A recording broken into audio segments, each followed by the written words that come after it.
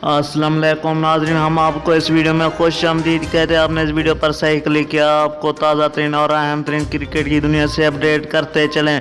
Pakistan women's team और West Indies women's team Karachi stadium में अपना मैच खेल रही हैं। जी हाँ नाज़रीन, अगर ये दिलचस्प मैच लाइव देखना चाहते हैं तो प्लीज़ मेरे स्टेप्स को फॉलो कीजिए। सबसे पहले आपने टाइटल पर क्लिक करना है। टाइटल पर क्लिक करने के बाद सीधा डिस्क्रिप्शन में चले जाना, वहाँ पर मैंने लिंक दे दी है, उसे ऐप इंस्टॉल करनी पड़ेगी। जैसे आप लाइव मुकाबला अपने मोबाइल पर देख सकते हैं। जी हाँ नाज़रीन, अगर अभी तक मेरा चैनल सब्सक्राइब नहीं किया तो प्लीज़ मेरे चैनल को सब्सक्राइब ज़रूर करें और साथ ही दिए गए बेल आइकन को भी इनेबल कर दें ताकि हमारी वीडियोज़ आप तक पहुँचती रहे। वीडियो को लाइक नहीं किया तो वीडियो को भी दोस्तों लाइक कर दें और कमेंट सेक्शन में अपनी राय का इजहार ज़रूर करें कौन सी टीम जीतने वाली है आज का मैच, पाकिस्तान या वेस्ट इंडीज़ वुमेन।